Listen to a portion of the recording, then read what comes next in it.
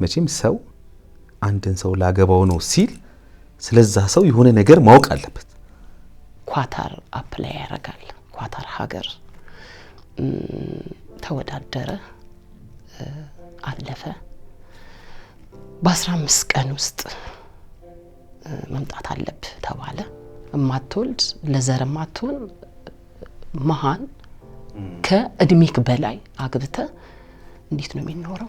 ብዙ ሰዎች ታሞ ስለማቅ ነው እኔ በእንደዚህ አይነት መርዛማ በሆኑ ቃላቶች ማለት ነው። አብረንም እያለን ይጠራጠራል። ጀስት ልብስ እንኳን ገዝቶልኝ አምጥቶ ላይ ነው የሚቀደው። ይሄን እሷ ማለት ነው ከባድ ነው። እንግዲህ ተመልካቾችም ይሄን ሲያዩ የሆነ ሐሳብ ሊያነሱ ይችላሉ ብዬ አስባለሁ።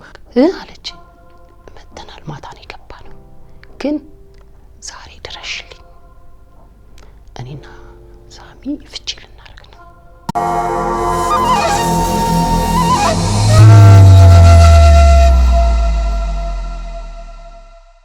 ሰላም ጤና ይስጥልን የተከበራችሁ የዮሃ ሚዲያ ቤተሰቦች እንደምን ሰንብታችኋል? በዮሃ ሚዲያ የተለያዩ ቤተሰባዊ ማህበራዊ ያልተነኩን ያልተዳሰሱ ታሪኮችን ወደ እናንተ ወደ ተከበራችሁ ተመልካቾች እንደምናደርስ ይታወቃል። ዛሬም በአንድ ታሪክ ተገናኝተናል። የገዛ እህቱ ስለሱ ትነግረኝ በነበረው መልካም ነገር ምክንያት በቀጥታ ሄጄ ያገባሁት፣ ከዛ በኋላ ግን የተፈጠረው ነገር እንደው ለሰሚም ግራ ያጋባል ትላለች የዛሬ ተረኛ ባለ ታሪካችን። ምን ሆና ነው ምን ተፈጥሮ ነው የሚለውን ደግሞ ከራሷ አንደበት እንድትከታተሉት ጋብዛችኋለሁ። በዮሃ ሚዲያ የሚቀርብ ታሪክ ካላችሁና እኛን ማግኘት ከፈለጋችሁ ደውሉ። የመረጃ ክፍል ባለሙያዎች ሐሳባችሁን ተቀበለው ከኛ ጋር ያገናኟችኋል። እኔ አለምሰገድ ታደሰ ነኝ። አብራችሁን ቆዩ። በውድበርና ጉመር ኮንስትራክሽን የሚታወቀው በ5 ዓመት ጊዜ ውስጥ 5 ሳይቶችን በፍጥነትና ጥራት ገንብቶ ያስረከበው ጃምቦሮ ሪል ስቴት 6ኛ ሳይቱን ለመኖሪያ የሆነ ለኢንቨስትመንት ተመራጭ በሆነው ሳር ቤት ቫቲካን ኤምባሲ ጎን ትልቅ ግራንድ ሞል አፓርትመንትን እየገነባ ይገኛል። እርሶም በ10% ቅድመ ክፍያ ብቻ በኢትዮጵያ ብር ያለምንም የዋጋ ጭማሪ ከ13 ካሬ ጀምሮ ያሉ የንግድ ሱቆችን እንዲሁም ከባለ 1 እስከ ባለ 3 መኝታ የሆኑ የመኖሪያ ቤቶችን በማስታወቂያ ዋጋ ባለቤት ይሁኑ ይላል። እስከ ግንቦት 25 ለሚገዙ ደንበኞች ልዩ ቅናሽ ተዘጋጅቷል። ቀጠሮ ለመያዝና ለሳይት ጉብኝት በ0997 01 0099 ላይ ይደውሉ። ጃምቦሮ ሪል ስቴት በጊዜ ግቡ። ጤና ይስጥልን። ይህ እዮሃ ሚዲያ ነው። ውድ ተመልካቾቻችን የዛሬ ዓመት በርካታ ተመልካቾች እንደምታስታውሱት በተለይ ዱባይና አካባቢው ላይ ያላችሁ ኢትዮጵያውያን ወገኖቻችን እዛ ተገኝተን አንዳንድ ታሪኮችን ወደ ተከበራችሁ ተመልካቾች ማድረሳችን ይታወቃል። ከነዚህ ታሪኮች ውስጥ እንግዲህ አንዳንዶቹን ከማዳሞቻቸው ጋር የተወሰኑትን ደግሞ በግላቸው ያሳለፉትን የህይወት መንገድ አስቃኝተውን ነበር። አሁንም ያኔ ተፈጥሮ የነበረውን የጊዜ መጣበብና በተለይ ደግሞ በርካታ ኢትዮጵያውያን እኛ ፕሮግራማችንን ከጨረሰን በኋላ እየደወላችሁ ወይኔ የኔ ታሪክ ሳይቀርብ የህይወቴን መንገድ ሳላስቃኛችሁ የስደት ህይወቴን ሳልነግራችሁ ቤተሰቦቼ እንዴት እንደናፈቁኝ እንደዚሁም ደግሞ እያሳለፍኩ ያለሁትን መከራ እናንተ ሳትሰሙኝ በመሄዳችሁ በጣም ቅር ብሎናል ብላችሁናል በጣም በርካታ ኢትዮጵያውያን። ስለዚህ አሁን በድጋሚ ልናገኛችሁ ቀን ቆርጠናል። ከጁን 10 ጀምሮ ዱባይና አካባቢው ላይ ስለምንገኝ ታሪካችሁን እንሰማለን፣ የህይወት መንገዳችሁን እንቃኛለን። እናንተ ባለፋችሁበት የህይወት መንገድ ወይም እያሳለፋችሁት ባለው የህይወት መንገድ በርካቶች ይማራሉ፣ በርካቶች ግንዛቤ ይወስዳሉ ብለን እናስባለን። በእነዚህ የስልክ ቁጥሮች በመደወል ቀጠሮ ያዙ። ታሪካችሁን ወደ ተከበረው ተመልካች ማድረስ ትችላላችሁ ማለት ነው። በዋትስአፕ ወይም በቴሌግራም የድምጽ መልእክት በማስቀመጥ እንደዚሁም ደግሞ በቀጥታ በመደወል ወረፋ መያዝ የምትችሉ መሆኑን በዚህ አጋጣሚ ለመግለጽ እወዳለሁኝ። እንደዚሁም በዚህ ተወዳጅ ፕሮግራም ላይ በተለይ ደግሞ ዱባይና አካባቢው ላይ ተገኝተን በምንሰራው ተወዳጅ ፕሮግራም ላይ ደግሞ ምርትና አገልግሎታችሁን ማስተዋወቅ ለምትፈልጉ ደግሞ እነዚህን የስልክ መስመሮች ተጠቀሙና ደውሉ።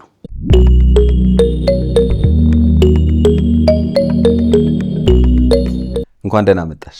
እንኳን ደህና ቆያችሁ። እንዴት ነሽ? እግዚአብሔር ይመስገን። ማን ልበል? ብዙነሽ። ብዙነሽ። እሺ፣ አመሰግናለሁ በቅድሚያ ስለመጣሽ፣ ታሪክሽን ስለምታካፍይን፣ ተመልካቾችም ስለሚማሩበት አመሰግናለሁ። እሺ፣ እንግዲህ ዛሬ በርግጥ የገጠመሽን ነገር ልትነግሪኝ ነው የመጣሽው ከቤተሰብ ያለውን። ግን ትንሽ መጀመሪያ እስኪ ስላንቺ ልወቅ፣ ለእኔም ለተመልካቾችም። እሺ፣ ስለ ብዙነሽ ንገሪኝ፣ ስለ ልጅነትሽ፣ ስለ አስተዳደግሽ ንገሪኝ። እሺ፣ በቅድሚያ እድሉን ስለሰጣችሁኝ አመሰግናለሁ። ለህዝቡም ትምህርት እንዲሆን የህዝቡም የኢትዮጵያም ህዝብ እንዲፈርድልኝ እፈልጋለሁ። ሲቀጥል ያደግኩት ሐዋሳ ነው፣ የተወለድኩት ሐዋሳ ነው፣ ያደግኩትም ሐዋሳ ነው፣ የተማርኩትም ሐዋሳ ነው። የሐዋሳ ልጅ ብዙ አሳ በልተሻል። በጣም ትወጃለሽ አሳ? ውይ በጣም ደስ ይላል። በጣም ብዙ ነገር አለ አክቹዋሊ ሐዋሳ። እንደ ሐዋሳ ያልኩት ያው በዛ ስለሚታብዙ ስላለ ነው እንጂ ብዙ ደስ የሚሉ ነገሮች አሉ። እሺ እንግዲህ እዛው ነው ተወልደሽ እዛው አድገሽ እዛው ተምረሽ ነው የነበረውና እስኪ ንገሪኝ ስለ ፍቅር ህይወት። ታዲያ መቼ፣ የት፣ እንዴት ነው የተጀመረው? ኦኬ ፍቅር እንደዚህ ፌስ ቱ ፌስ አልጀመርንም። ከእህቱ ጋር ጸጉር ቤት እንማር ነበረ አብረን እና ያው እሷ በጣም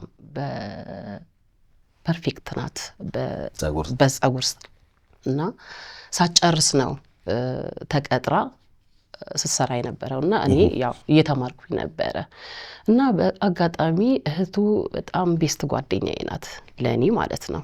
በጣም ቤስት ጓደኛዬ እና በአጋጣሚ ወንድም እኮ አለኝ አዲስ አበባ እና ስለዚህ ወንድሜን ለምን አላጋባሽም በሚለው እየተጫወትን ስንመጣ እንደው ማግባት ፈልጋለሁ እኔ ይበቃኛል እና ስለዚህ እስቲ አጋቢኝ በሚለው በቀልድ ምናምን እንትናለን። ከዛም በኋላ ለወንድም ደወለችለት። መቼ ነው ይሄን ጊዜን ታስታውሻለሽ? 2003 እስከዛ አንቺ ምንም አይነት ሌላ ህይወት አልነበረሽም? ነበረኝ። አግብቼ የመጀመሪያ ባሌን አግብቼ በ2 ዓመቴ ነው የፈታሁትና ያው ልጅነትም ነበረ ኑሮን አልቻልኩም። ከዛ በ2 ዓመቴ ልደቷን እንዳከበርን ተፋታን። ወልደሽ ነው የተፋታችሁ? አንድ ልጅ አለችኝ፣ እኩያዬ ናት። ሐዋሳ ተወለድሽ፣ ሐዋሳ አደግሽ፣ ሐዋሳ ተማርሽ እና በ16 ዓመትሽ ነው ያገባሽ የመጀመሪያ? በ16 ዓመቴ አገባው። አሁን የ21 ዓመት ልጅ አለችኝ ከመጀመሪያ ባለቤቴ ማለት ነው። በቤተሰብ ነው ምን እንደሆነ በራስሽ ነሽ እንደው ወጣ ብለሽ? አይደለም፣ በቤተ ክርስቲያን ራሳችን ነን። በቤተ ክርስቲያን ያው እሱም አገልጋይ ነው እኔም አገልጋይ ነበርኩኝና ያው በስነ ስርዓት ያው እንደ ሽማግሌ ተልኮ በራሴ ፈቃደኝነት ምናምን ነው ያገባሁት። እሺ ከዛ ምን ተፈጠረ? አለመግባባት በዛ ውስጥም ያው የቤተሰብ ጣልቃ ገብነት ነበረና አልተግባባንም። እኔም ያው ልጅነትም ስለነበረኝ አልቻልኩም፣ ህይወትን መግፋት አልቻልኩም፣ የትዳር ህይወቴን መግፋት አልቻልኩም። በቃ በተጋባን ልደቷን ባከበርን ወደ 2ኛ ዓመቷ እየተገባደደ እያለ ተለያየን።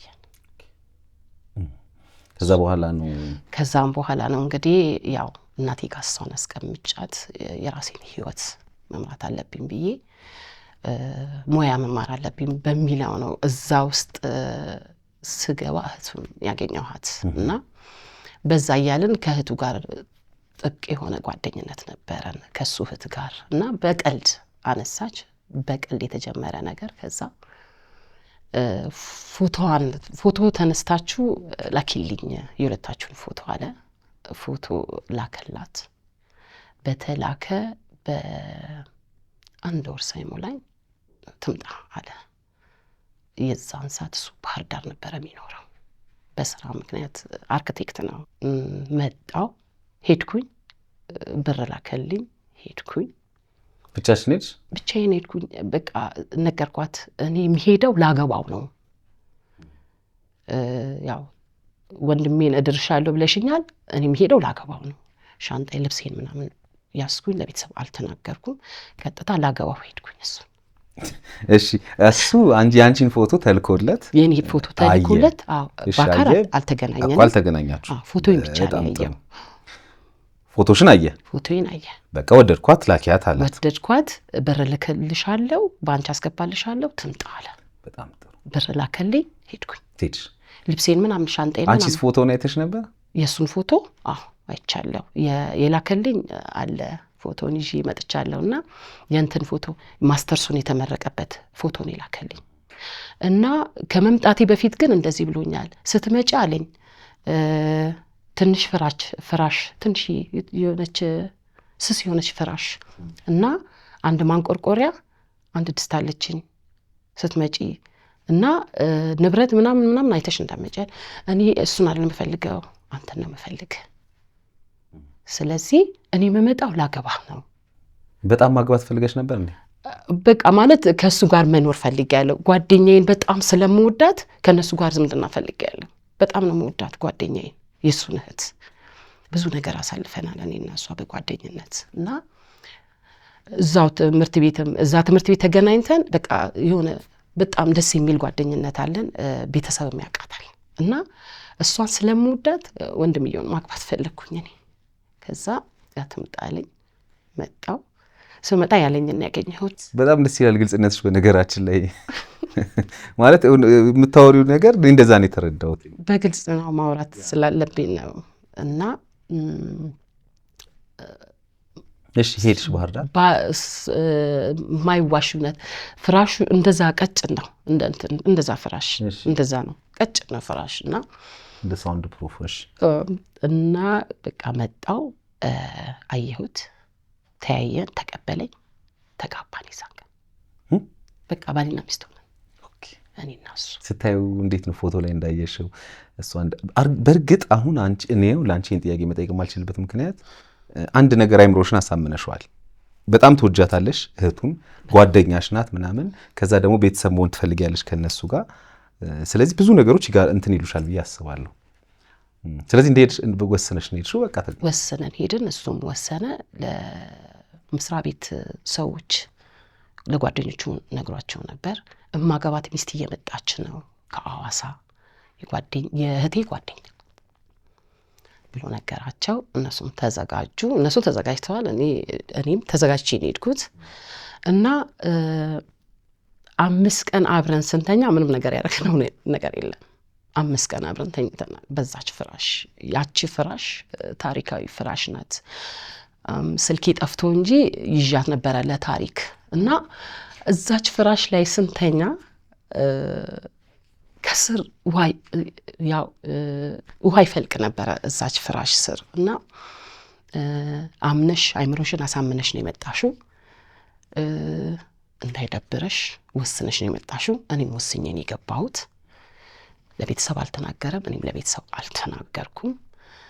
ምክንያቱም የመጀመሪያው እዛ ጋር ጠባሳ ጥሎብኛል። እንደገና ሌላ ጠባሳ እንዲኖርብኝ ስለማልፈልግ ላይክ የተማረም ነው ብዬ ስላሰብኩኝ እኔም ከሱ መማረው ነገር ይኖራል በሚል በቃ ለምን በድህነት አልጀመረም ብዬ ወስኜ ነው የሄድኩት። እና እሱም ያሸኝ ነገር የለም። ያችን ድስት፣ ያችን ፍራሽ፣ ያችን ማንቆርቆሪያ እና ቡታካስ ነው ያገኘሁት። በቃ እያልን በዛ ውሃ እየፈለቀ የሆነች ስስናት አንሶላ ትንሽ እንደውም ወፈር ይላል ምንለብሰው አብረን ለብሰን ምንተኛት እንትን ፎጣ ነገር ሆና በጣም ስስናት እና ትንሽ ባህር ዳር ስለሚሞቅ እንጂ አንዳንዴ ለብሰን ልብሳችንን ለብሰን ራሱ ምንተኛበት ጊዜ አለ። እኔ ብዙ ልብሶች ምናምን ስላመጣሁኝ ቱታዎች ምናምን ለብሼ ያችን ለብሰን ነው ምንተኛው። እና ምንበላው እሷ ፍራሽ ላይ ነው።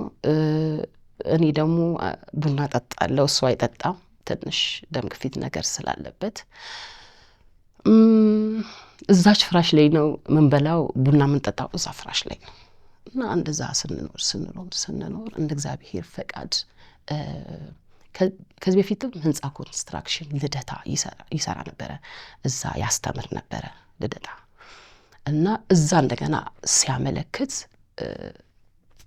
አለፈ፣ ተወዳድሩ፣ ወዲያውናና ስራህን ጀምር ተባለ። ስራውን ጀመረ። እዛ ልደታ ህንፃ ኮንስትራክሽን እዛ እየሰራ እንደ እግዚአብሔር ፈቃድ ከ2004 ላይ እስከ 2004 በባህላዊ ነው የኖር ነው። ያው ሽማግሌ እንትን ብለን በባህላዊ ነው ጋብቻችን ስንኖር የነበረው። በዛ ሁሉ ቤተሰብ አያውቅም። አንድ እህቱ መታ ነበረ። ከዛ ከባህር ዳር ስራውን ለመጀመር መተን እንትን አብነት የሚባልበት ሰፈር ነበረ ያረፍነው። ቤት ተከራይተን ቤቱን ፈልጋ ያገኘችው እህቱ ነበረች። አሁን ትዳራችን ላይ ተጽዕኖ የፈጠረችው እህታቸው ነበረ። ቤቱን ምን ያህል ጊዜ ለቤተሰብ ሳታሳውቁ ኖራችሁ? 2 ዓመት ከምናምን። እሺ። ከዛ 2004 ላይ ማንም ሰው አልመጣም ብለሽ ነበረ። ያቺ ያስተዋወቀቻችሁ እህትስ ማለት አግቢ ያለች አልመጣችም። እሷም ጭራሽ አልመጣችም።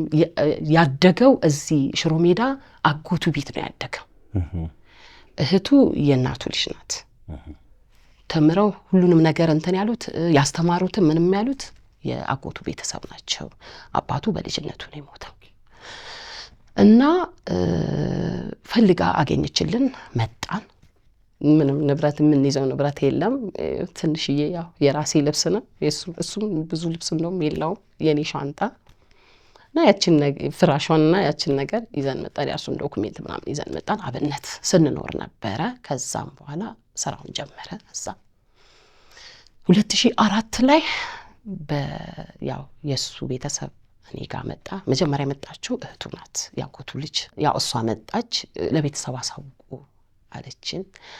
እኔ ለእናቴ ደውዬ እናቴ ስለምቀርባት የጠፋሁት አግብቼ ነው አልኳት። አለችኝ አግብቼ ነው። ሽማግሌ ትውውቅ ምናምን የለም? እሱ ይደርሳል፣ ግን በባህላዊ ያው ሁለታችን ተፈራርመን አግብቼዋለሁ። አግብተን እየኖርን ነው፣ ግን አስተዋውቃቸዋለሁ፣ እንመጣለን።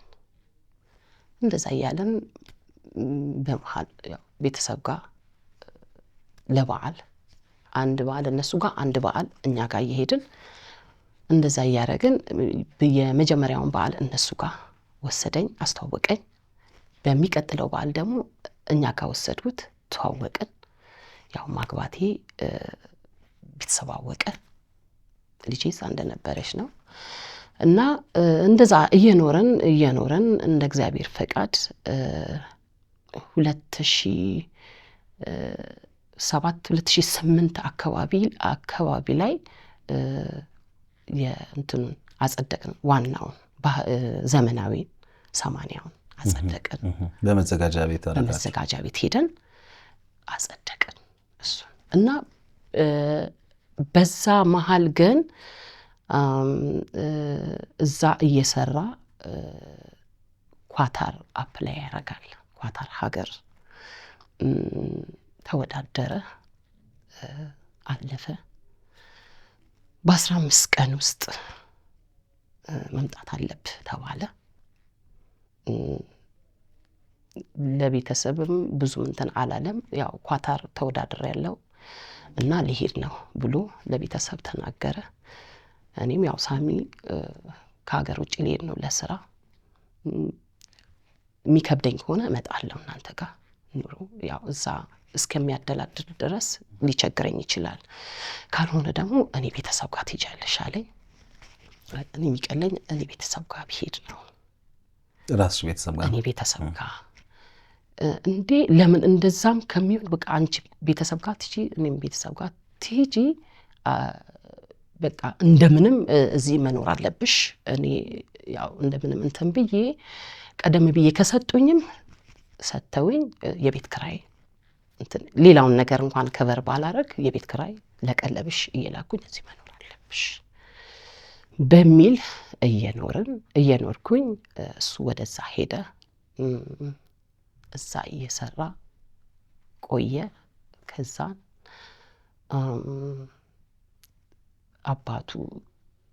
አጎቱ ማለት ነው ይታመሙ ነበርና ይመላለሳል። ያው በጣም በጠና ወደ ሙታፋፍ እየሄዱ ነውና እየተመላለሰ ነው እዛ። እና በዛ አጋጣሚ በሚመላለስበት አጋጣሚ እንደ አጋጣሚ ለኔ ቪዛ ይዞልኝ መጣ። ያን ቪዛ ከማምጣቱ በፊት ምርመራ አድርጊ እና ላኪልኝ ይለኝ ነበርና ያንን ምርመራ ተመርምሬ ያው ሙሉን እንትን ላኩለት። ከዛም በኋላ ቪዛ ይዞልኝ መጣ ለኔ። ከስንት ዓመት በኋላ ማለት ነው?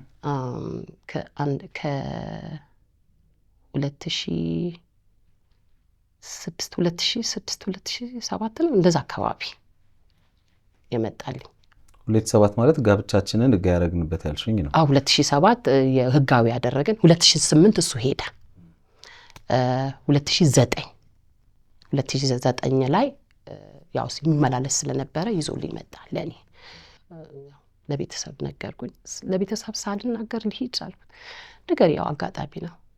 አባቴም እየታመመ ስለሆነ አብረን መምጣታችን አይቀርም። እስከዛ ድረስ አየሩን መልመድ አለብሽ፣ መሄድ አለብን ካሁን በኋላም እዛም ስለምንኖር አለኝ። 2009 ላይ መጣን። መጡ ወሰደኝ። ከዛ በኋላ እዛ ሄደሽ ስራ ጀመር ወይንስ ምንድነው ቁጭ ነው ያልሽው? ቁጭ ነው ያልኩት። እኔ ቁጭ ብዬ እህትና ወንድምየው ነው መጣ። እህቱንና ወንድሙን አሁን የምልህ የአጎቱን ልጆች። እኔ እዚህ ሀገር መጥቼ መስራት አለብኝ፣ የኔ ደሞዝ ይበቃል፣ ኖ ቤተሰቤን መርዳት አለብኝ። እስከመጣው ድረስ ቤተሰቤን መርዳት አለብኝ። ልጅ እንዳለችኝ ታውቃለህ፣ ልጅን መርዳት አለብኝ። አንቺ አትሰሪም። ገና እነሱ ስለሚመጡ ያው አንቺ በቤት እመቤትነት ትቀመጫለሽ፣ እነሱ ስራ መስራት አለባቸው።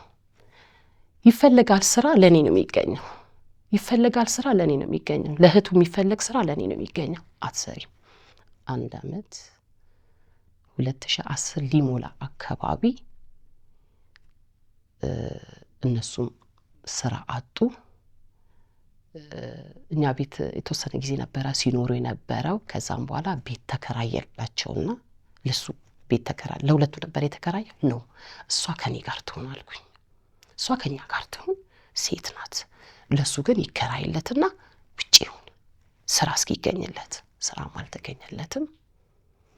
የኛም ያው ብጥብጡ እየቀጠለ መጣ። ጭራሽ ከሷ ጋር መጋጨት ጀመርን፣ መጣላት ጀመርን። ያያል ምንም ፊታችን ጥሩ አይደለም የሁለታችንም። ከስራ በሚመጣበት ሰዓት የኔም ፊት ጥሩ አይደለም፣ የሷን ፊት ጥሩ አይደለም። 2009 አለቀ። ሊያልቅ አካባቢ ሀሳብ አመጣልኝ። ቤት መግዛት አለብኝ አለ። ቤት መግዛት አለብን፣ ያው የሚከፈለው ክፍያ ጥሩ ስለሆነ ቤት መግዛት አለብን። ከዚህ አሁን ተመልሰን ሄደን በክራይ ቤት መኖር አንፈልግም እና በእህቴ ይገዛ አለ። በእህት ከሚገዛ እኔም ደግሞ በእህቴ ይገዛ አልኩት። ያው የኔ አትክደኝም እህቴ አትክደኝም በሚለው በእህቴ ይገዛ። አይ በእህቴ ይገዛ፣ በእህቴ ይገዛ። አረ ችግር የለውም እሺ ይገዛ። ይሄን ሁሉ አመት አብረን ኖረናል። ትክደኛለሽ ብዬ ስለማላስብ እሺ ይገዛ፣ በእህት ይገዛ ተባለ። ተገዛ። 2009 ላይ ቤቱ ተገዛ። በኳታር ኤምባሲ በአማርኛ ነው ያጻፍነው። ሙሉ ውክልናውን እሷ ወስዳ ይገዛ ተባለ ቤቱ። ብርም በእሷ ስም ነው የሚላከው። እኔ ብር በስሜ ልክ ያላቅም፣ እሱ ነው የሚልክላት በራሷ ስም። ውክልና የተጻፈ ለሁለታችን የወከልነው ወረቀት አለ። ሙሉ ውክልና ተሰጥቶሽ ቤቱን ገዝተሽ ጨርሰሽ እንድታስረክቢ እኛ እስክንመጣ ተባለ። ቤቱ ተገዛ። 2009 ላይ ቤቱ ተገዛ። በዛ ሰዓት ጥሩ ዋጋ ነው የተገዛው። 1 አልጨረሰም ቤቱ። ግድግዳው ብቻውን ምንም ነገር ምናምን እንትን ሳይሰራ 700 ሺህ ብር ተገዛ። የደላላ የአንዳንድ ነገር ምናምን ሲባል 1 ሞላ ተገዛ። በእኔና በሱ ስም እኔና እሱ ወክለን ትናለን። ከዛ ቤቱ ከተገዛ በኋላ ሰላም አጣ እኔና እሱ። በቃ ሁሌ የሚለኝ ምንድነው እኔና አንቺ መለያየት አለብን አለኝ። እሺ መለያየት ካለብን እሺ። በቃ ወዲያው መስሪያ ቤት ምናምን እንትኖች አስገባ ምናምን። ያው ፈቃድ አባቱ አጎቱ እንደታመመ ስለሚያውቁ በዛ ምክንያት መሄድ አለብን አለ። 2010 አካባቢ ሊገባ አካባቢ መጣ ልንለያይ። ከዛ የተወሰነ ብር ይዞ የመጣው ብር አለ። የተወሰነ ብሮች ወደ ያው በዶላር እንትን ብሎ ነው ይዞ የመጣው። ያንን ብር ግማሹን ሰጠኝ፣ የተወሰነውን ለኔ ሰጠኝ። እኩሌታ ያንን ብር የሰጠኝ በማን ፊት ነው? በእህቱ በእህቴ ፊት፣ በእናቱ ፊት፣ ያው በአጎቱ ሚስት ፊት። ምን ያህል ብር ሰጠሽ? 500 በዶላር ወደ 5000 ምናምን እንደዛ። በኢትዮጵያ ብር ሲሆን በኢትዮጵያ ብር ወደ በዛን ሰዓት ሲዘረዘር አልያዝኩትም። ወደ ስንት ነው? ወደ 200,000 ብር ምናምን በኢትዮጵያ ዘርዝሬ ወደዛ እንደዛ ነው የሆነው። ድርሻሽ ብሎ ነው የሰጠሽ? ድርሻ ብሎ ከዛ ያመጣ ነው የተዘረዘረውን ብር ከቤቱ ውጪ ያው መኪና እንገዛበታለን ብለን ነበረ ያመጣ ነው ብር ያንን ብር። ቆይ ከዛ በፊት ግን እዚህ ነበራችሁ? እዚህ እንግዲህ በሰላም ማለት እንግዲህ ምናልባት ብዙ ሰው ሲሰማው ይሄን ብዙዎች እንደዚህ አይነት የፍቅር ግንኙነት የትዳር ግንኙነት ውስጥ ከመግባታቸው በፊት በአንዲት ክፍል፣ በአንድ ፍራሽ፣ በአንድ ኩባያ፣ በአንድ ብርጭቆ ይባላል። የብዙ ሰው ታሪክ ስለሆነ ነው። ያ በጣም ደስ የሚል የፍቅር ግንኙነት አድጎ ነው እንግዲህ አይደለም። ከዛ አንድ ደረጃ ተራምዳችሁ ወደ አዲስ አበባ መጣችሁ። ደግሞ አዲስ አበባ መኖር ጀመረናል። ከዛ እሱ የሥራ እድል አገኘ። ኦኬ ሄዶ አይ አንቺ መምጣት አለብሽ ብሎ እኔ ደግሞ ወሰደኝ። እንደዛ ከሄዳችሁ በኋላ እዛ እንትን ካላችሁ ፍቺን ምን አመጣ ማለት ለምንድን ነው እንፋታ የሚለው ጥያቄ ምንጩ ምንድን ነው? ምንጩ አንደኛ ነገር ላይ በሃይማኖት እሱም ተጽዕኖ ፈጥሯል። ሃይማኖቴ ማለት እኔ እሱን ያው እህቱን በጣም ስለምወዳት ብያለሁ። ዝምድና መፍጠር ፈልጌ ነው። ከሱ ጋር የፍቅር ግንኙነት የለንም። ፎቶዬን አየ ተጋባና ያልኩት ሄጄ እና ባህሪዬን አያውቅም፣ ባህሪውን አላውቅም። ባካርጌ ሃይማኖቴን ትቼ ነው ወደ እሱ ሃይማኖት አርጌ ያገባሁት የተጋባ ነው። እና ያው ተጽዕኖ ይፈጥርብሃል። ያደክበት ሃይማኖት ተጽዕኖ ይፈጥርብሃል። እና ሁሌ የምጠራው ነገር አለ፣ እኔ እጠራለሁ እና በዛ ይሰድበኛል። የሚሰድበኝ ስድብ አለ፣ ሁሌ ይሰድበኛል። ስለዚህ እዚህ ጋር አንተ አጥፍተ ብዙ ሰዎች በእምነት ተለያይተው ተከባብረው ይኖራሉ። ትዳር መስርተው ልጆች ወልደው ሲኖሩ አውቃለሁ እኔ በግሌ።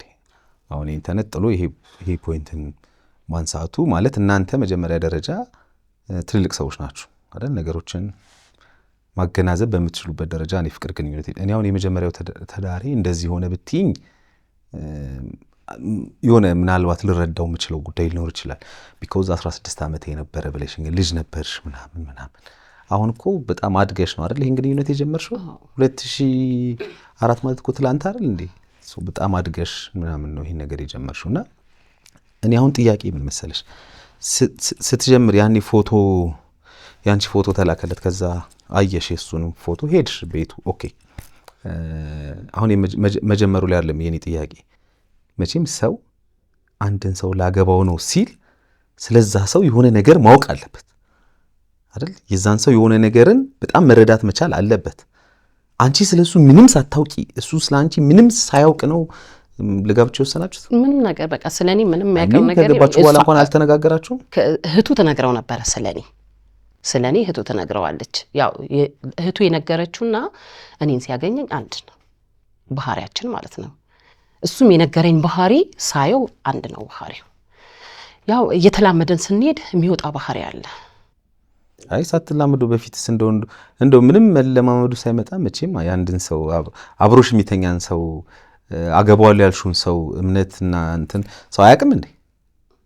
ማለት አይወራም ነው ወይስ ተደባብቃችሁ ዝም ብላችሁ ነበር መጀመሪያ የምትኖሩት? ማን እኔና እሱ ማለት ትውቅ እንዲህ በእህቱ እኮ አስተዋውቃናለች። ሰው በፍቅር አብሮ በትዳር አንድ ጎጆ ሲኖር ወይ መስጊድ አብሮ ይሄዳል፣ ወይ ቤተክርስቲያን አብሮ ይሄዳል፣ ባልና ሚስት ወይ ቸርች አብሮ ይሄዳል። እናንተ የአብሮነት ጊዜ ነበራችሁ ወይ? በመጀመሪያዎቹ የፍቅር ግንኙነታችሁ ውስጥ እንደሄድሽ እዛ ባህር ዳር ሄጄ ገባው እንዳልሽ? አዎ ማለት የቤተክርስቲያን ምናምን ነው። ባክ አድርጌ መጣሁ እኮ አልኩ። በቃ ከሱ ጋር ስኖር ባክ አደረኩኝ። በቃ ማለት በአንድ ሃይማኖት መጠቃለል ስላለብን ባክ አድርጌ ከሱ ጋር ተጠምቄ ምናምን ከሱ ጋር አብረን መኖር ጀመርኩ። በቃ ምክንያቱም አንድ ቤተክርስቲያን እንሄዳለን፣ አብረን እንጸልያለን። ስለዚህ አንድ ቅድም እኮ ነግሬያለሁ። ባክ አድርጌ በቃ በሱ ሃይማኖት ተጠቃለን አብረን ስንኖር ነበር። እሺ ታዲያ ይህን ሁሉ ነገር አድርጋችሁ አብራችሁ እየኖራችሁ ነው። ከዚህ አልፎ ምንድነው ሄዳችሁ ኳታር አይደለ? እዛ ከሄዳችሁ በኋላ ፍቺ ንፋታ የሚለውን ሐሳብ እሱ ለምን አመጣ? እዚህ እያለን የ3 ወር ፊል አድርጎብኛል። አብረን እያለን ከመሄዳችን በፊት ልጅ አለመውለዳችንም ትንሽ ተጽዕኖ አምጥቶብኛል፣ የሁለታችን ማለት ነው። እና ያ ፌል ካረገብኝ በኋላ በጣም የልጅ ጉጉት አለው እሱ እና ያው ልጅን የሚሰጥ እግዚአብሔር ነው። አልሆነም፣ ተበላሸ። ያው ከሞት ነው የተረፍኩት በሰዓቱ። እሱ ያው ማድረግ የሚገባውን ነገር አድርጓል። ከዛም በኋላ ልጅ ሊፈጠር አልቻለም እና ብዙ ወሬዎች እዚህ ያለው ከመሄዴ በፊት ብዙ ወሬዎች ይነገረዋል። እሱ ጥርጣሬም አለ። ያው ተራርቀን እስከ ስለምንኖር ያው ምን አይነት ወሬዎች? ለምሳሌ ጥርጣሬ ማለት አዎ እንደዛ ያም ጥርጣሬ ነበረ። ያንን ጥርጣሬ ያው እንደዚህ አንተ ተራርቀን እና እህቱ በመጣሽ ቁጥር እኔም እየሰማው በእድሜ ጉዳይ ራሱ ትናገረኝ ነበረ። በጣም ማለት አይምሮን የሚበጠብጥ ንግግር ነው የምትናገረው። አይተሃታል፣ በጣም ትልቅ ናት፣ በእድሜ ትበልጥሃለች። አንቺ ፊት ነው እንደዚህ የምታወራው? እኔ ፊት ነው እንደዛ የምትለው። አሁን ምንድነው ያስተዋወቀቻችሁ አይደለችማ?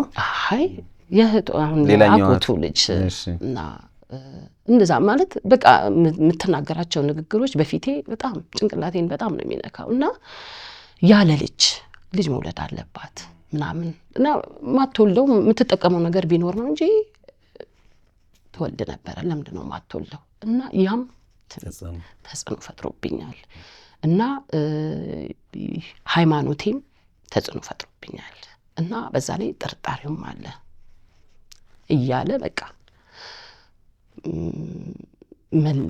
ወደ መለያየቱ አመራን እና አሁን እኔ ዋና ፖይንት ከእህቱ ጋር ምንድን ነው የሚያጋጭሽ? እዛ ደግሞ ኳታር እያለን ከእህቱ ጋር እንጣላለን፣ እንጋጫለን። ያለ መግባባት ምናምን እኔ ያው መልካም ነገር ብላትም ወደ መጥፎ ነው የሚቀየረው። እንደዚህ በቃ በትንሽ ነገር ነው የምንጋጨው። በቃ በቤተሰብ ነገር ይነሳና ያው እንዳልኩ በሃይማኖት ምናምን ይነሳና በትንሿ ነገር ትልቅ ሆና ተጠብቀዋለች እሱ ከስራ እስኪመጣ ድረስ። እሺ ካታር ሄድሽ ማለት ምን አይነት ቪዛ ነው የተሰራልሽ? አሚን የስራ ነው የጉብኝ ማለት ያው የባለቤቱ አይደለሁም። የመጀመሪያ ለ3 ወር ነበረ የሄድኩት እና እያለ እሱ እንትን እያለ ለ1 ዓመት ምናምን የሚቆይ ቪዛ እንትን አለ። በዛ መሃል ነው የፍችን ጥያቄ ያመጣልኝ። ምክንያቱም በቃ ቤተሰብም የሚለው ነገር አለ፣ እሱም የሚለው ነገር አለ። እሱ በሚለው ነገር ቤተሰብን ማሳመን ስለሚችል እሱ የሚለውን ነገር ቤተሰብ ስለሚሰማ በቃ ስላልተግባባን የሰው ልጅ ላይግባባ ይችላል። ማለት ደግሞ ሁሌ የሚይዝተው ዛቻ አለ። ከምንጋደል ይለኛል ሁሌ፣ ከምገልሽ ወይ ከምትገይኝ ሁሌ የሚለው ዛቻ ይሄ ነው። በቃ ከምንጋደል ብንለያይ ይሻላል። እሱ በግልጽ ነግሮሻል? ለምሳሌ አይ ነው የልጅ ጉዳይ ትዳርን ሲያፈርስ አይቻለሁ እኔ ባይኔ። የቤተሰብ ጉዳይ እንዳልሽውም ሊያፈርስ ይችላል። ግን ይሄን እሱ ብሎሻል? አዎ። አንቺ እንዴት ለምን ይሄን አላረግሽ ምናምን ብሎሻል? አዎ። አንቺ መርፌ ትወጊያለሽ፣ የምትጠቀሚው ነገር አለ። እግዚአብሔር በሚያውቅ እኔ መርፌ እሱ የሚለኝን ኪኒን ተጠቅሜ አላውቅም በፍጹም። ከኔ ይበልጥ እኔ ወልጃለሁ፣ ከሱ ይበልጥ ደግሞ እኔ በጣም ነው የምጓጓው ለልጅ። በጣም ነው የምጓጓው። ግን ያው እግዚአብሔር ነው አልፈቀደም። እንደው ምለውም እሱን ምን እንደምለው ታውቃለህ? በቃ ማለት እናሳድግ ከሰው ወስደን ህፃን ምንም በቃ ወይ ደም በቃ ማለት በደም ያለ በቃ የሚሰጡ ሰዎች አሉ። ወስደን እናሳድግ። እኔ እናንተ ከምንለያይ በጣም ነው የምወደው፣ በጣም ነው የማከብረው። እሱም እንደዛው እና ያው እየተዋደድን መለያየት ስላለብን ያው እሱም በቤተሰብ ሲመጣብኝ እኔም በቤተሰብ ስመጣበት ነገሩ እየከረረ ሄደ። ስለዚህ እህቱ አንቺ ፊት በእድሜ ትበልጣለች፣ እድሜ ማለት ብዙ ልዩነት አላችሁ? ብዙ ልዩነት የለንም። የ5 ዓመት ይህን እሷ ማለት እኔ አሁን ከባድ ነው እንግዲህ ተመልካቾችም ይህን ሲያዩ የሆነ ሀሳብ ሊያነሱ ይችላሉ ብዬ አስባለሁ። አንቺና እሷ የግል ጉዳይ ያላችሁ ሌላ የሚያጣላ ምንም በቃ ያየችኝ ቀን የጠላችኝ ሰው ትዳር ላይ ተገብቶ እንደዚህ አይነት ኮሜንት አይሰጥም። በጣም የምትሰጠው ሁለቱም እሷ ከሆነ ነው እያልኩ ያሉት። አሁን አንቺ ያልሽኝ ነው እየሰማ ያለሁት። በነገራችን እሷ ብላለች እያልኩ አይደለም። ይሄ ከሆነ ግን መሆን ስለሌለበት ምናልባት ይሄ ለሚያዩ ቤተሰቦች እንደዚህ አይነት ነገሮች ከአቅም በላይ ናቸው። በነገራችን ላይ በስነ ልቦና ደረጃም ሰውን በጣም በከፍተኛ ደረጃ ሊጎዱ የሚችሉ ቃላቶች ናቸውና ተገቢነት ስለሌላቸው ነው እሷ ብላለች እያልኩ ሳይሆን ያው አንቺ ባልሽ ላይ ተንተርሼ ምናልባት ለሌሎች ትምህርት እንዲሆን ነው። ዋናው ዓላማ የዚህ ፕሮግራም መማር ስለሆነ እንደዚህ አይነት ነገሮች ምን ያህል ከባድ እንደሆኑ በነገራችን ላይ አንዳንዴ ካልደረሰባችሁ በስተቀር አታውቁትም የሚባሉት አይነት ችግሮች ናቸው። በነገራችን ላይ እንደዚህ አይነት ነገሮች ማለት ነው ብዙ ሰዎች ታሞ ስለማቅ ነው እኔ በእንደዚህ አይነት መርዛማ በሆኑ ቃላቶች ማለት ነው። ምናልባት እህታችንም ላይ እንደዚህ አይነት ነገሮች ናቸው። እንግዲህ አትወልድም በቅሎ ናት ምንድነው እኔን የመሳሰሉ ከእድሜ ጋር ከምን ጋር የመሳሰሉ ነገሮችን ኮሜንት ስናደርግ እንደው ትንሽ እኛ እዛ ጋር ብንሆን ብለን ብናስብ ያ በቂ ነው። በቃ እኛ እዛ ጋር ብንሆን ብለን ካሰብን ነገሮችን በጥሩ መንገድ መረዳት እንችላለን ብዬ ገምታለሁ። እንደው የኔ ጥያቄ ንብረት መቼም በትዳር ውስጥ ይፈራል። በትዳር ውስጥ የፈራ ንብረት የጋራ ንብረት ነው። እንግዲህ አንቺ ማመጣሽው ባለቤትሽ ማመጣው እንግዲህ ህጉ ያው የተለያየ የጋብቻ ህግ ውስጥ የተለያዩ ከዚህ ከንብረት ከሚፈሩ ንብረቶች ጋር ተያይዞ የሚመጡ አፈጻጸሞች አሉ። ግን የኔ ጥያቄ ምን መሰልሽ? ቤት እንግዛ አልን። ከዛ እሱ በእህቶቼ ሲል እኔም በእህቶቼ አልኩኝ። እዛው እስከምትገቡ ስራ የለኝም ብለሽኛል። የቤት እጄ ቁጭ ነው ያልኩት ብለሽኛል አይደለም? ታዲያ መጥቶ ተነጋግራችሁ መታችሁ አንዳችሁ ወይ አንቺ ወይ እሱ አንዳችሁ መታችሁ ቤቱን በስማችሁ አድርገስታችሁ ለምን መሄድን አላሰባችሁ? አንቺም ለኔ እሱም ለኔ ቤተሰብ የሚለውን ነገር ከማምጣትና ከመነታረክ ይልቅ የነሱ እንኳን ስራ ባይሳካ ስራውን አንቺ ልትሰሪ ትችያለሽ። ያው የፀጉር ባለሙያ ነኝ ብያለሁ እና በፀጉር እዚህ ልትገቢ ትችያለሽ። ለሷም ለሱም ባይሳካ አንቺ ልትገቢ ትችያለሽ። ስለዚህ እኔ እዛ ልደታ ኮንዶሚኒየም በመምህሮች ተመዝግበዋል። ለመምህሮች ተብሎ በዛ ተመዝግቧል እሱ እና የኔ ስም እዛ ስላለ በሱ አይከሳ። አንቺ ደግሞ ሜቢ እነሱ እሷ እንኳን ባትገባ እሱ ባይገባ አንቺ እዚህ ስራ ልትጀምሪ ትችያለሽ። በዚህ ነው እኔ ያዘኝ። ስለዚህ ስላመንኳት ይገዛ ሲለኝ እሺ ይገዛ ብዬ ሰውን ማመን እኔ ችግር አለው ያው ጥንቃቄ ማድረግ ምክንያቱም እዛም ያለው የምትናገረኝ ንግግር አለ፣ እናትየዋም የሚናገሩኝ ንግግር አለ። ይሄን ነገር ለምን አትነግሪው? እሷ እንደዚህ ያለች እየሰማ ነው አለ። በሱ ፊት እኮ ነው የሚነገረኝ። እማትወልድ ለዘር ማትሆን መሃን ከእድሜክ በላይ አግብተ እንዴት ነው የሚኖረው? እንዴት ነው የሚዘለቀው? ስለዚህ በእንደዚህ አይነት ህይወት ስለማይዘለቅ ህይወት ስለማይኖር እዚህ ውስጥ ግን እቺ ያስተዋወቀቻችሁ እህቱ የለችም። እሷ እንደዚህ ነገር ውስጥ የለችም። ያው ግን ከሷ ጋር ምን ያህል ጊዜ ነበር ጓደኝነታችሁ? ወይ ማለት ያው ተምረን እስክንጨርስ ድረስ የፀጉር ቤቱን ተምረን እስክንጨርስ ድረስ እዛው አካባቢ ነበር እኔም የተቀጠርኩት። ላይክ እዛ እናቴ ጋር እየኖርኩኝ ነው፣ ያው አዋሳ እየኖርኩኝ ነው ከሷ ጋር ጓደኝነት የጀመርኩት። ያው ብዙ አመት ላይክ 5-6 አመት ይሆነናል በጓደኝነት ከሷ ጋር እሱን ከማወቄ በፊት ማለት ነው። እሺ ትዳር ላይ ከገባችሁ በኋላ እሱ ስለ እድሜ ጉዳይ አንስቶብሽ ያውቃል? በቀልድ አንዳንዴ በእውነትም ስንጣላ ከሚሰድበኝ ስድብ ጋር እና በቃ ማለት በቀልድ ብሎ የሚናገረው ደም ባማያስለቅሰኝ ነው። በጣም ነው ማለቅሰው። ከሸኘሁት በኋላ ማለቅስበት ጊዜ አለ። በቃ ዘግቼ ማለቅስበት ጊዜ አለ። እኛ ካለንበት ደግሞ ትንሽ አስፔር የሚባል የሆነ የሜዳ ነገር አለች።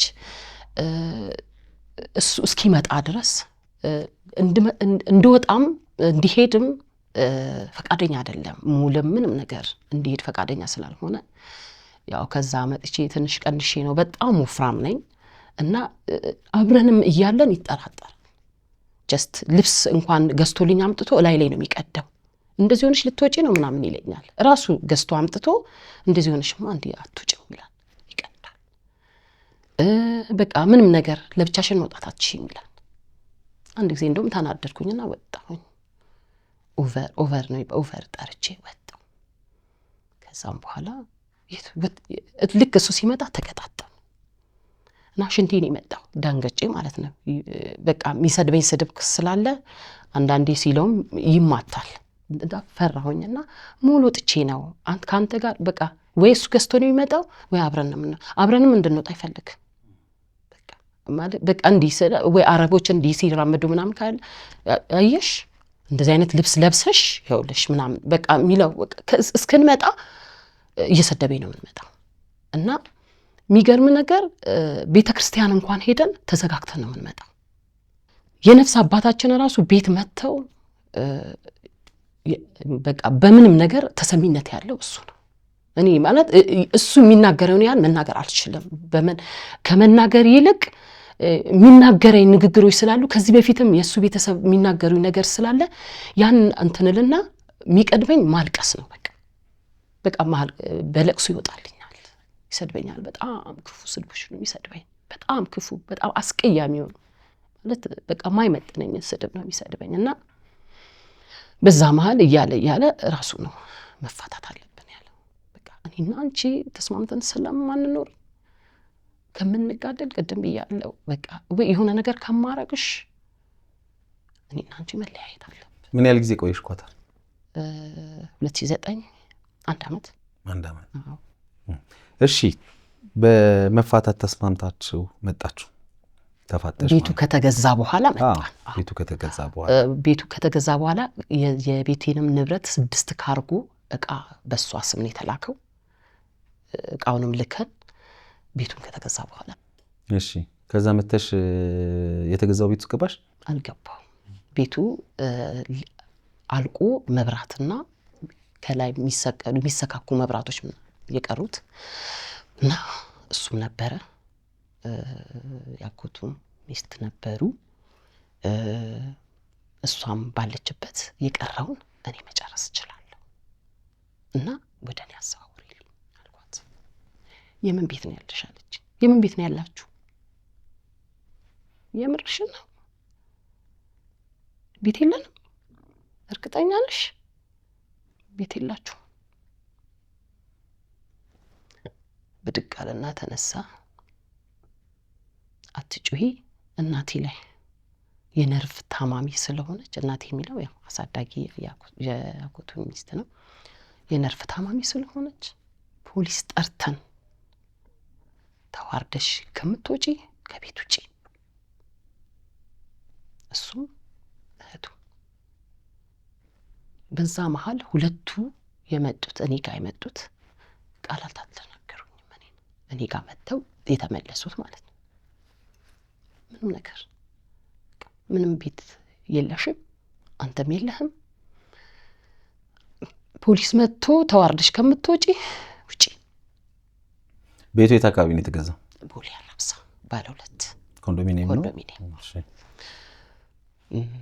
አንደኛ ፎቅ ላይ ነው። ከኳታር ስትመጡ ፍቻችሁን ታጸድቁ ነው እዚህ የመጣችሁት? በቃ እንፋታ ስላለኝ ተስማምታችሁ መጣችሁ? ተስማምተን መጣ። በቃ ምክንያቱም ከዚህ በላይ መሸከም አልችልም። በቃ ገብቶኛል። ምክንያቱም በቃ ትንሽም ቢሆን ባለኝ ሙያ ሰርቼ ለልጄ መኖር ፈልጋለሁ። እኔ የሆነ ነገር ብሆን ከልጄ የሚልቅ ቤተሰቤን እጎዳለሁ። ስለዚህ መኖር ስላለብኝ አልቅሼ ደውዬ ብነግራቸው ማንም የሚረዳኝ ሰው የለም። በቃ የተረዳኝ ሰው የለም። ቤተሰቤም አልተረዳኝም። በቃ ተደላድዬ ምኖር ነው የሚመስላቸው። በልብስና በስጋ በቃ ስጋዬ ስለወፈረ ስለቀላው ልብስ ስለምለብስ ጥሩ ኑሮ ምኖር ነው የሚመስላቸው። ግን በቃ ኑሮዬ በሙሉ የለቅሶ ነው። በቃ ማለት አይምሮዬ ተጎዳ በሱ ንግግር በቤተሰቡ ንግግር ደማ፣ አይምሮዬ ደማ። ስለዚህ በቃ የሰላም ኑሮ ወይም የሰላም ትንፋሽ መተንፈስ ስላለብኝ እንለያይ ሲለኝ በጣም ደስ ያለኝ፣ በጣም ነው ደስ ያለኝ። በቃ እንለያይ የሚለውን ነገር ካፉ ሲያወጣ ደስ አለኝ በጣም። ሰላምን ነው የምፈልገው፣ ውስጤ ሰላምን ናፍቋል። እዛ ጋር እየተሰደብኩ ነው። አትወልድም፣ መሃን ናት፣ ዘር ልታሳጣን ነው፣ ዘረቢስ በቃ ማልሰደቡ ስድብ የለም። እና ከአይምሮዬ በላይ ስለሆነ ንፋታ ሲለኝ በጣም ደስ አለኝ በጣም። እሺ መጣችሁ እንግዲህ መቼም እንደዛ በዛ ሁሉ ጊዜ ውስጥ የራሳችሁ የሆነ መቼም ትዳሩ ለመፍረሱ ድርሻ ቢኖራችሁም ትዳር ደግሞ በዚህም ተመቶ መቼም ሲፈርስም ደግሞ መንገድ አለው፣ አካሄድ አለው። ንብረቱም ቤቴን ልግባበት ያልሽው እና እንደዚህ አይነት ምላሽ የተሰጠሽ ሄዳችሁ በመዘጋጃ የተፈራረማችሁትን ፊርማ ሄዳችሁ በፍርድ ቤት ካነሳችሁ በኋላ ነው የጠየቅሽው ወይስ እንደመጣችሁ ነው? አይ መተን በነጋታው ነው። መተን በነጋታው ያው እሱ የልደታው ተመዝግቤያለሁ ብሎኛል። ያው በዛ ምክንያት እንትን ስላላለ ወደኔ ይዘዋወር ነው ያልኩት። ያው የ80 ሚስቱ ነኝ። ወደኔ ቢዘዋወር ምንም ማረጋው ነገር የለም። ስለዚህ በፊትም እንደዛ ስላለ እኔም ደግሞ ይሄንን ምክንያት አመጣሁኝ። በቃ ያንተ ዛጋ ከደረሰም ደረሰ፣ ከተሰጠህም ተሰጠህ፣ ስለዚህ ወደኔ ይዘዋወር አልኩኝ። አይዘዋወርም ወደ አንቺ። ስለዚህ ቤቱ የሚሆነው በሷ ስም ነው። ሳሚ እርግጠኛ ነህ በሷ ስም ነው የምንኖረው አልኩት። አንኖርም፣ ስለምንለያይ እንለያያለን። የቤቱን እኩሌታ እሰጥሻለሁ፣ ምክንያቱም ቤቱን አብረን እስከገዛን ድረስ ውክልና ሰተናት ነው ቤቱ የተገዛው። ስለዚህ የቤቱን እኩሌታ እሰጥሻለሁ፣ ከዛ የመጣውን እቃ እንካፈላለን። መጀመሪያ በፍርድ ቤት እናጽድቃ ፍቻችንን አለ። ፍርድ ቤት ሄድን። ብሩን የሰጠኝ ከፍቹ በኋላ ነው። ከዛ ያመጣውን ብር መኪና ልንገዛበት ነው ብያለሁ። የመጣው ብር ያው እኔ ኑሮዬን እኖራለሁ፣ ቤቴ እገባለሁ ብዬ ነው የመጣሁት። እንዴት ግን እንደዛ ብለሽ አስተውሽ? ልትፋች አይደል የመጣሽው? ያው ሽማግሌ ገብቶ ድንገት እርቅ ከፈረሰ እርቅ ከተደረገ ከታረቀን ያው ሰው ሆኖ ሀሳቡን ማይቀይር የለም። ያው እዛ በንዴት ኢሞሽናል ሆነ ትናገራለህ። እዚህ መተን ሳሚ የምርህን ነው በቃ እንለያያለን ምናምን፣ ውስጤ እኮ ተደስቷል እንለያይ። ምክንያቱም አርፋለሁ፣ ከዛ ስደም አርፋለሁ ብዬ ስለማስብ ከዛ ወስኛለሁ አለ። ወስናል። እሺ ስለዚህ መንቀሳቀስበትን ብር ስጠኝ አልኩት። ብሩን አምጥቶ የሰጠው ለእህቱ ነው። አሁን ውክልና ለሰጠናት እህቱ ጠቅላላውን ብር አምጥቶ ከሷ ውሰጂ። ኦኬ መንቀሳቀስበትን ብር ከሷ ልውሰዳ? እሺ ለኬሊት ብር ስጭኝ መንቀሳቀስበትን የታክሲ። ከዛ ማታውኑ ግን እህቴ እንድትመጣ ደውዬላታለሁ። መምጣቴን አታውቅም። ደንግጠዋል። እንዲህ ለመፋታት ምናምን ብዬ እንትን አልኩት። ያው እናቴ ትንሽ ስለሚያማት መስማት የለባትም። ሁለቱም አባቴም እናቴም መስማት የለባቸውም። ያው የልጃቸውን ፍቺ ነው። የልጄ ከሀገር ውጭ ሄዳለች ሲባል ሌላ ነገር ነው።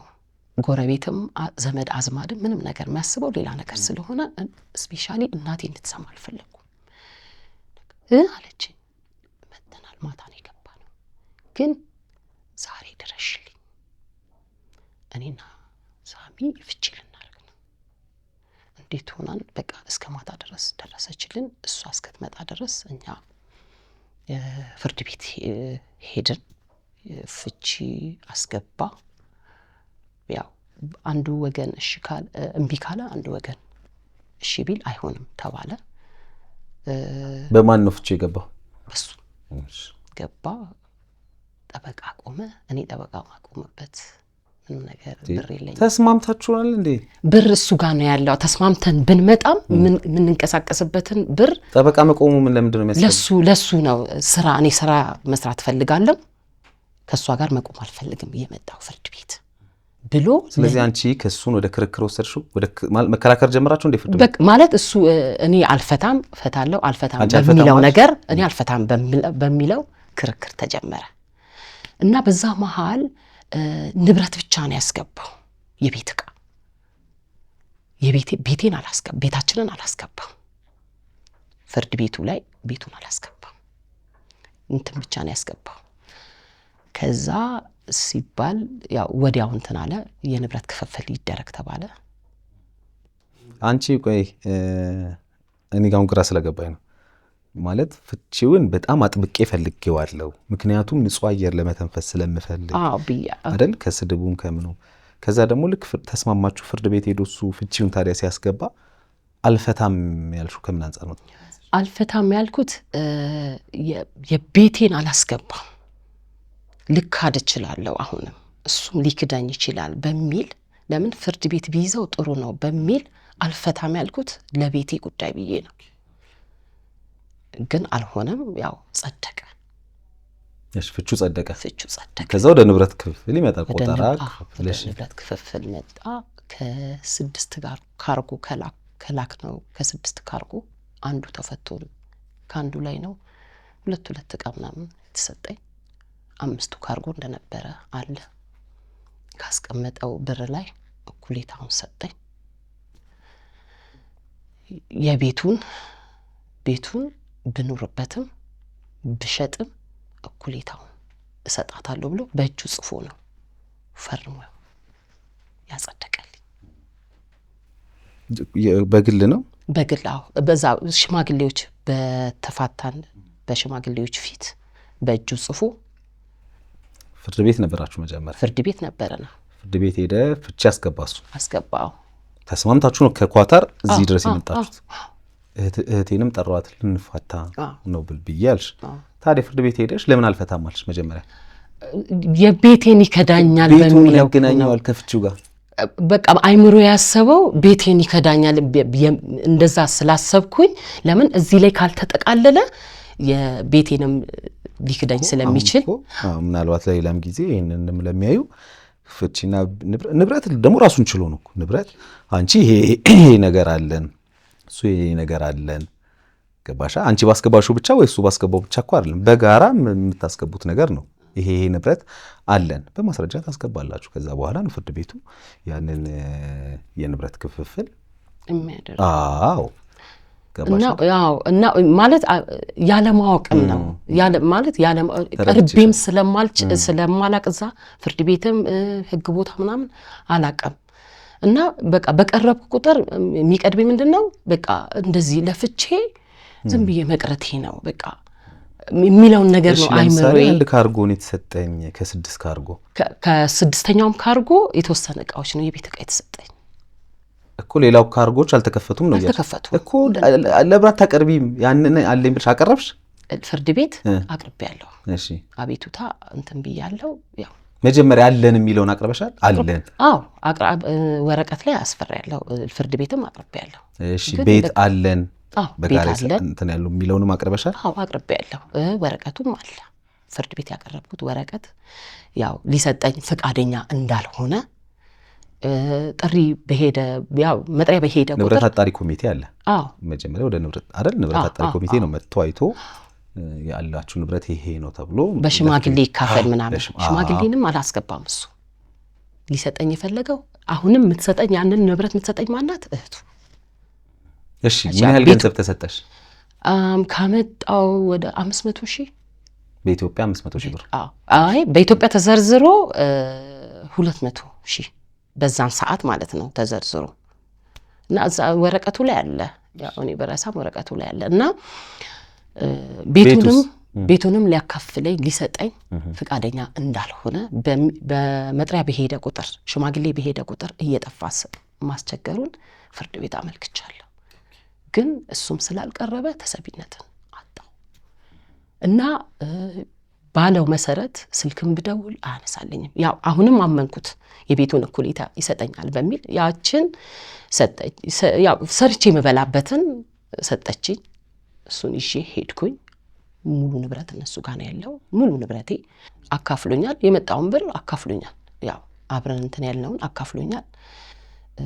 ከመጣው ካርጎ ላይም 6ኛው ተከፍቶ ከ6ኛው የተወሰነ እቃ ተሰጥቶኛል። 2 እቃዎች። እሱንም ቤት ማየት ከተቻለ ማሳየት እችላለሁ። 6ኛው እያልሽ ነው 2 ጊዜ ያልሽኝና 5ቱ የት ናቸው? እነሱ ጋር ናቸው፣ የሱ ቤተሰብ ጋር። ያው ካርጎ ያው በሷ ስም ስለሚላክ እነሱ ጋር ነው የሚሆነው። እሺ ውክልናው ሊዋ እንዴ? እሺ አሁን ይሄ የሚለው ምናልባት ለሌሎች ተመልካቾችም እንደው ግልጽ እንዲሆን ያህል ውክልና ሰጣችኋል እናንተ። አሁን መጀመሪያ ደረጃ የኔ ጥያቄ ውክልና ለሷ በማን ስም እንዲገዛ ነው ቤቱን ውክልና የሰጣችኋት?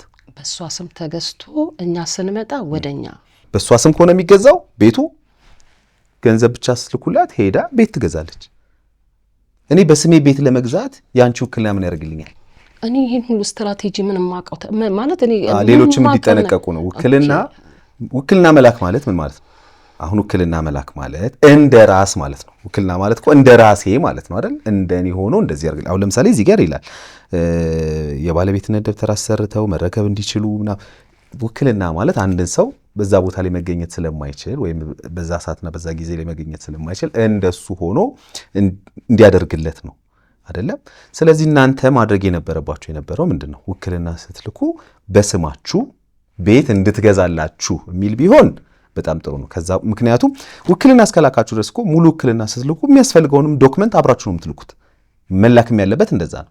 አንድ ሰው ውክልናን ሲልክ ከውጭ ሀገር እኮ ይልሽ ከየትም ከዶሃ እናንተ ካላችሁበት ኳታር በዩ፣ ከዱባይ በዩ፣ ከአሜሪካ በዩ፣ ከእንግሊዝ፣ ከጀርመን ሰዎች ቤት ይገዛሉ እዛው ቁጭ ብለው ማለት ነው። እዚህ ባለ ሰው ውክልና ሰጥተው ያ ሰው ሁሉንም ጉዳይ ጨርሶ ከነሱ የሚያስፈልገውን አሻራቸው ሁሉን ነገር የሚያስፈልጋቸው ነገር በሙሉ በውጭ ጉዳይ አማካኝነት ልከው ይገዛላቸዋል። ቤት የንብረት ባለቤት ይሆናሉ። ገባ? ይሄን ነው አጥርቶ ማየት የሚያስፈልገው ይሄን ነው እንጂ ለዛ ሰው ያ ሰው ቤት በስሙ እንዲገዛ የእናንተ ውክልና ምንም ጥቅም የለው። ገባሽ አይደል? እኔ ብዙነሽን ቤት ግዢልኝ በስምሽ ካልኩሽ በስምሽ ከሆነ የምትገዢው የኔ ውክልና የትኛው መስሪያ ቤት ልታስገቢው ነው? በእኔ ስም ከሆነ ነው አይደለ? ለዛ ነው ውክልና። በነገራችን ለዚህ ላይ የሰጣችሁት ውክልና የሚለው እንግዲህ ምናልባት ግልጽ እንዲሆን ትንሽ ባነባት ደስ ይለኛል። ዶሃ ነው የሚለው ያው ኳታር ማለት ነው። እኛ ወካዮች ለተወካይ የምንሰጣቸው የውክልና ስልጣን ተወካይ እንደኛ በመሆን በስማችን ተመዝግቦ የሚገኘውን የሚንቀሳቀስም ሆነ የማይንቀሳቀስ ንብረት በተመለከተ እንዲጠብቁ፣ እንዲቆጣጠሩ፣ እንዲያስተዳድሩ፣ እንዲያከራዩ፣ እንዲያኮናትሩ፣ እንዲሸጡ፣ እንዲለውጡ ወደ ገዢ ስምም እንዲያዘዋውሩ የኪራዩንም ሆነ የኮንትራቱን ገንዘብ ተሳስበው እንዲቀበሉ፣ ውል እንዲዋዋሉ፣ ውል እንዲያድሱ፣ በስማችን የሚንቀሳቀስም ሆነ የማይንቀሳቀስ ንብረትን መግዛት እንዲችሉ፣ ስሙን ወደ ስማችን እንዲያዞሩ፣ በስማችን ከመንግስትም ሆነ ከግለሰብ መረከብ የሚገባንን የሚንቀሳቀስም ሆነ የማይንቀሳቀስ ንብረትን እንዲረከቡ፣ ውል እንዲዋዋሉ፣ ውል እንዲያድሱ፣ በስማችን ካርታ፣ ፕላን፣ የባለቤትነት ደብተር አሰርተው መረከብ እንዲችሉ ወይም እንዲገዙ፣ በስማችን በማህበር ተደራጅተውም ሆነ በሊዝ ቦታ ተመርተው ለቤት መስሪያና ለድርጅትም የሚሆን ቦታ እንዲረከቡ፣ ግንባታ እንዲያካሂዱ፣ የግንባታ ፍቃድ እንዲያወጡ፣ ለግንባታ የሚያስፈልገውን ማቴሪያሎች በመግዛት ወይም ሲሚንቶ ይላል ከግልም ሆነ ከመንግስት ድርጅት እንዲገዙ፣ በስማችን የደረሰንን የኮንዶሚኒየም ቤት የሚያስፈልገውን ፎርማሊቲ አሟልተው ቤቱንና ቁልፉን እንዲረከቡልኝ፣ ንብረቱንም በዋናነት አስይዘው ከባንክ ጋር የብድር የሙያ ውል እንዲዋዋሉ፣ በስማችን ውሃ፣ መብራት፣ ስልክ እንዲያስገቡ። ይሄ አንድ ግለሰብ የሚሰጠው ውክልና ነው። ከኮንዶሚኒየሙም ጋር የሚገናኝ አይደለም። ከደረሳችሁ ነው አይ ቲንክ ኮንዶሚኒየም። ከዛ በኢትዮጵያ ንግድ ባንክ ኤርቱ ቅርንጫፍ ተብሎ በሂሳብ ቁጥር በስማችን ያለውን ገንዘብ ይሄ ቁጥር የማን ነው? የትኛው? እዚህ ላይ የተጠቀሰው የንግድ ባንክ ቁጥር ኤንድ ኦር የኔና እሱ ነበረ። ኤንድ ኦር የጋራችሁ ነበረ። ምን ተጠቀመው? ያለውን ገንዘብ ማስገባትም ሆነ ማውጣት ገንዘብ ነበረው እዛ በፊት። አዎ በኔና በሱ ነበረ። እሱንም አውጥታ እንድትጠቀም ያው ከሱ ጋር ነው የተነጋገሩት።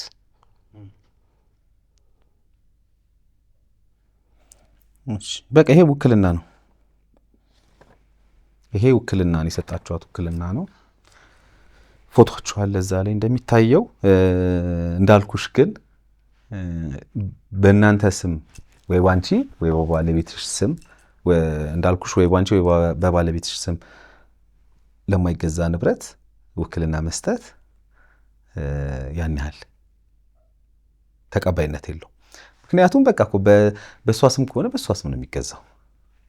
ገባሽ አይደል? ስለዚህ አሁን አንቺ የምትጠይቂው እንግዲህ እዛ ሆነን እዛ እየኖርን በጋራ የሰራነውንና በእሷ ስም እንዲገዛ ያደረግነውን ቤት ድርሻ ይሰጠኝ ነው ጥያቄሽ? ይሰጠኝ ድማኔ እኩሌታው ይሰጠኝ ብዬ ያው ፍርድ ቤት አመልክቻለሁ። እሱም ደግሞ አጽድቋል። ጽፎ ፈርሞ ቁጭ አድርጎታል። በእህቴ ስም የተገዛውን እኩሌታ ልሰጣት በሽማግሌዎች ፊት ፍርድ ቤት ገብቷል። ይሄ ወረቀት እኔ አስገብቻለሁ። አንቺ አስገብተሻል? ፍርድ ቤት አስገብቻለሁ። ፍርድ ቤትም አለ ያውቀዋል። መቼ ነው ቀጠሯችሁ? በጣም ቆይቷል። በሚመቸሽ ጊዜ መተሽ ማንቀሳቀስ ትችያለሽ ብለውኛል እና ፈርሞም የሰጠኝ ወረቀት እዚያ አለ። እኩሌታውን ልሰጣት በሽማግሌዎች ፊት ቃል እገባለሁ ብሎ ያው በእህቴ ስም የተገዛውን ወክለን በእህቴ ስም የተገዛውን ቤት እኩሌታውን ልሰጣት። እሺ እንግዲህ ለዚህ ምናልባት የህግ ባለሙያዎቻችንን የበለጠ ደግሞ ታወሪያቸውና ምናልባት እንግዲህ የምትሄዱበትን መንገድ የሚያሳያችሁ ነው የሚያሳዩሽ ነው የሚሆነው ብዬ አስባለሁኝ። ትልቁ ነገር ግን እንደው በዚህ ታሪክ ውስጥ በጣም ብዙ ነገሮችን ማስተዋል እንችላለን ብዬ አስባለሁ። ብዙ ነገሮችን መማር እንችላለን ብዬ አስባለሁኝ። አሁን ምን ያህል ጊዜ ሆናችሁ ከተገናኛችሁ ከተለያያችሁ? ከተለያየን 9 ዓመት ሊሆናል። 2010 ላይ የተለያየ ነው። 7 ዓመት ማለት ነው። 7 ዓመት ግን ያው 5 ዓመት ሙሉ ስልክ ስደውልለት ነበር። 5 ዓመት ሙሉ ያለ ማቋረጥ እባክህ። ምክንያቱም አሁን እኔ በጣም ተቸግሬ ነው ያለሁት። ምክንያቱም አሁን እሱ ቢሰጠኝ የተወሰነ እንኳን ቢሰጠኝ በሙያዬ መስራት እችላለሁ። ልጄ እኔ ጋር ናት ያለችው። ቤተሰብ ደክሟል፣ አይችልም። ካሁን በኋላ ቤተሰብ ጋር ሆና ልጄ መኖርም አትችልም፣ መማርም አትችልም። ስለዚህ እኔ ጋር አምጥቻታለሁ። እኔ ይሻላለሁ ትንሽ ከነሱ ማለት ነው። ሰው ያው በሌለበትም ፍርድ ይሰጣል። ስለዚህ ምናልባት የሄድሽባቸው መንገዶች እንግዲህ አሁን ክፍት ነው የሚለውንም ስትሰሚ በቃ በማንኛውም ጊዜ አንቀሳቀሰዋለሁ የሚለውን ነገሮች ይዘሽ እየሄድሽ እንደሆነ ነው የሚገባኝና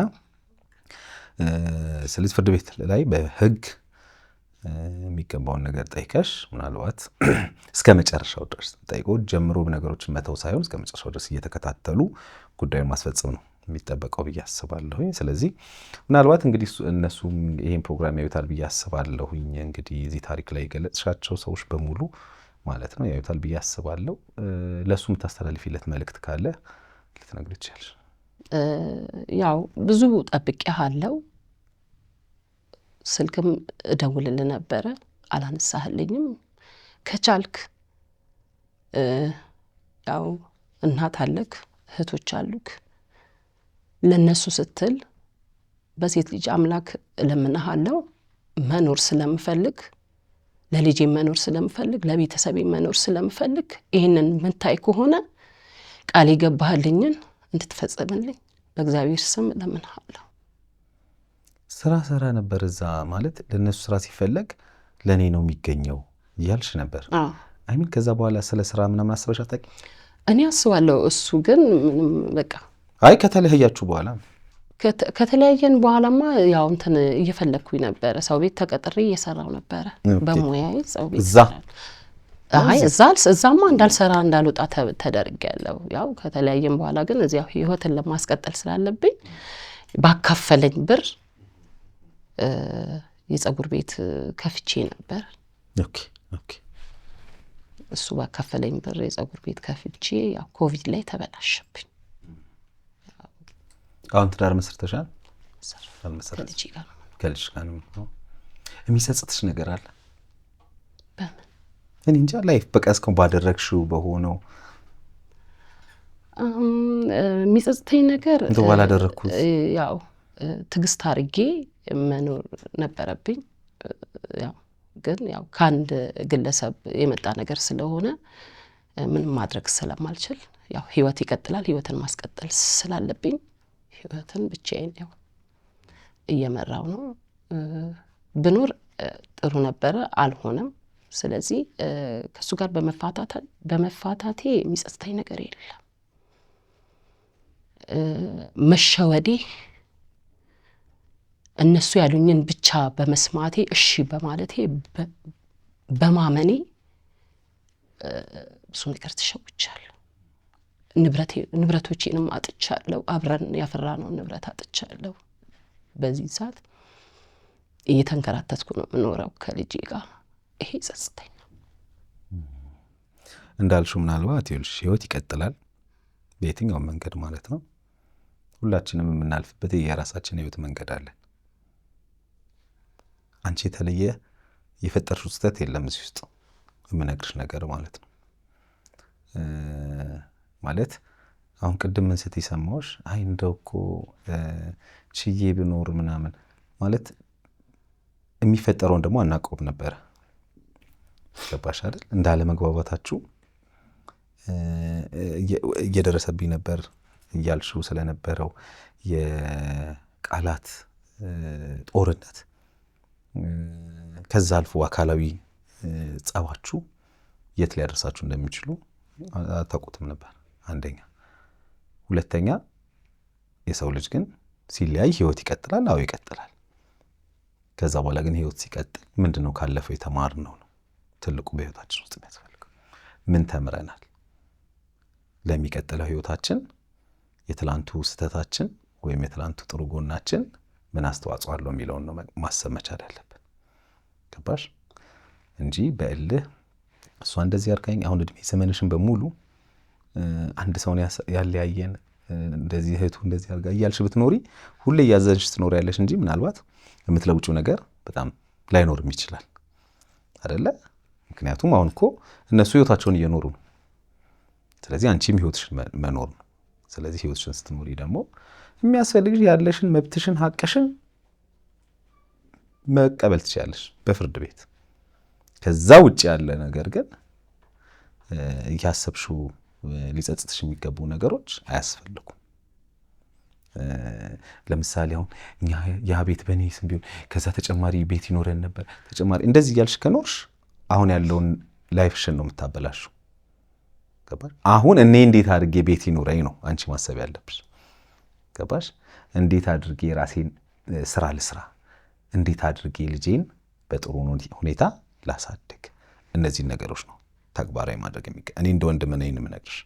እነዚህ ነገሮች ነው እንደዛ ማድረግ ያለብሽ። ሰው ግን ለነገርሽን ታሪክ ላካፈልሽን ነገር አመሰግንሻለሁ።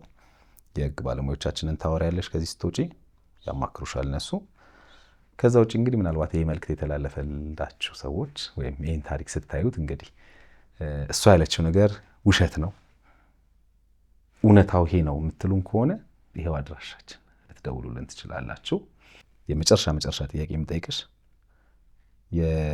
ያገናኘቻችሁ ልጅ እሷ እንግዲህ መሀላችን ምንም አልገባችም ብለሽ ነበር። እንደው ምን አለች እናንተ መለየት ስትሰማ? አዝናለች። ትገናኛላችሁ ከሷ ጋር? አሁን የት ነው የምትኖሪ? እኔ እንትን ገርጂ እኮ ማለት አዲስ አበባ ነው የምትኖሪ አሁን? አዲስ አበባ ኖር። ልጅሽን ይዘሽ መተሽ? ቤተሰብ አቅም ስለሌላቸው ልጅን ውሰጃት አለችኝ። ቤተሰብ ያው ተንብዬ ወሰድኩኝ። እናቴና አባቴን አስመርቄ ያው እነሱ ጋር ስላደገች እንዳያዝኑብኝ አቅምም ስለሌላቸው እነሱ ከእናንተን ይሻላል ልጄን ያው የተሻለም ስራም ብታገኝ ትምህርትን ብትማርስ ይሻላታል ብዬ መጠንከር ነው ትልቁ ነገር። አይዟችሁ በርቱ። እንግዲህ ምላሽ ታገኛለሽ በቅርቡ ብለን እናስባለን። አመሰግናለሁ። እንግዲህ የተከበራችሁ ተመልካቾቻችን ከዛሬ ባለታሪካችን ጋር ያደረኩት ቆይታ ይህንን ነው የሚመስለው። እዚህ ታሪክ ላይ ምላሽ ያላችሁ ሰዎች ልትደውሉልን ልታገኙ ትችላላችሁ። በዮሃ ሚዲያ የሚቀርብ ታሪክ ያላችሁ እኛን ማግኘት የፈለጋችሁም እንደዚሁ በእነዚህ ስልክ ቁጥሮች ልትደውሉልን ትችላላችሁ። የመረጃ ክፍል ባለሙያዎች ሀሳባችሁን ተቀብለው ከኛ ጋር ያገናኟችኋል። እኔ አለምሰገድ ታደሰ ነኝ። መልካም ጊዜ